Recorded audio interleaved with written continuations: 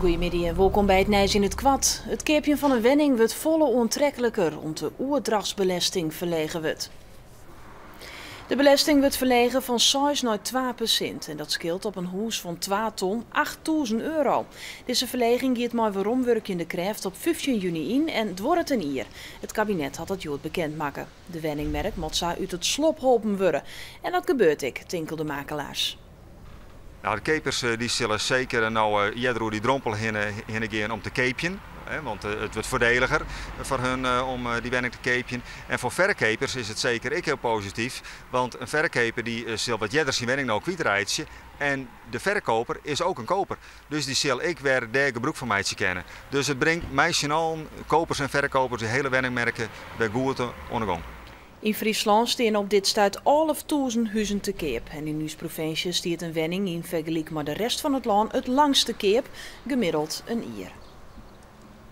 De bewoners van de Antillenflat in Ljouwert kunnen maar de crisis weer in haar wenning. In die tijd binnen de balkons van de flat hersteld. Dat is de deadline die het wenningcorporatie Woon Friesland hemzelf opline had. Maar dit eerst wat een galerij van een flat in. Zo'n die tijd wen je de bewoners verplicht op een oorplak. De komende tijd worden bredere en sterkere balkons splitst. Het hangt af van het bestellen van materialen, het hangt af van het weer. Maar er is een reële inschatting gemaakt van als dat niet al te zwaar tegen zit, hoe komen we dan uit? En dat komt dus uit op net voor de kerst. Voor de helft van de mensen met een keepwenning is regelen dat ze rond die datum geen hypotheekrente hoeven te betalen. De slachtenmarathon wordt Takkemier op sneun 16 juni houden. De tocht gaat dan voor de tweede keer van Raad naar Jesterbjerm. Het is in 2012 voor de vierde keer dat de kuiertocht georganiseerd wordt. Er is op een nijplak voor goed 13.000 kuierders en 1000 renners. In 2004 waren de route in finishplak Jesterbjerm voor een soort sferigheden. De organisatie heeft maatregels genomen om wat vaart te komen. Belangrijk is dat we net helemaal naar de Zeedik daar rennen, maar al eerder de finish daar liggen, we toch een heel soort ruimte creëren voor in elk geval een terrein waar we alle mensen ontvangen kennen, waar ik een verschijning komt waar de mensen even verblijven kennen. Maar vooral ook dat we parkeerruimte creëren op een plek waar dus de stroom die het komt net conflicteert, dus net in de wei zit, maar de stroom die het giert. De kuierders kennen van heel januari 2012 al haar kaarten heli. De wagons die de Friese stoomtreinmaatschappij kocht had voor het traject Snit-Starem kunnen voor eerst net naar Friesland komen. Er is wat mis met de papieren. En daarom staan de wagons nou nog in Roosendaal. Het is een flinke chinslag voor de maatschappij.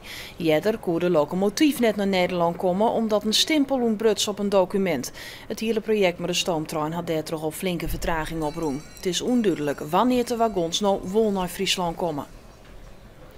De gemeente Waasterhim begint lang omlet met de uitvoering van het project Waterfront Grauw.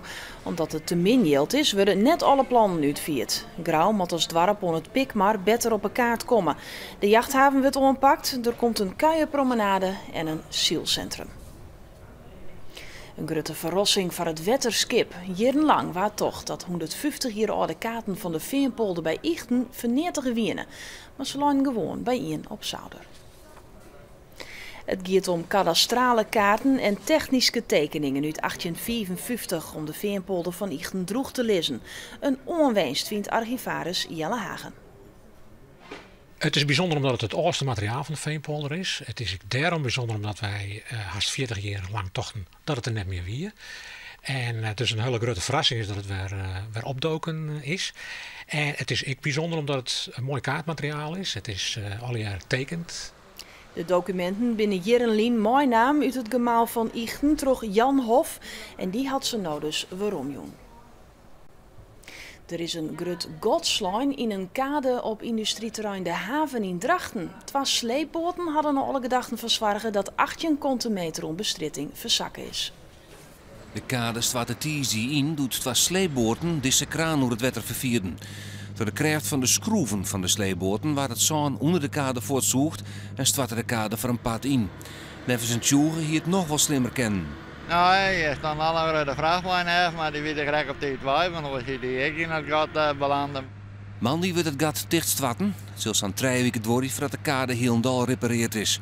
Hoe de financiële ski is nog niet duidelijk. En dan ben we touw aan de waarsverwachting. Jong is droeg, letten vannacht kinderen een bui vallen. Het is vannacht tussen de 9 en de 11 graden. En morgen een soort bewolking. De zinnen liet hem zo nou en dan sjen en het is droeg. De wind komt uit het noordwesten en is matig rond vrij krachtig. En het is morgen maximaal 17 graden.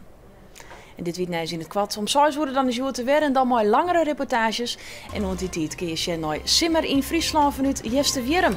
Nog een mooie dag verder.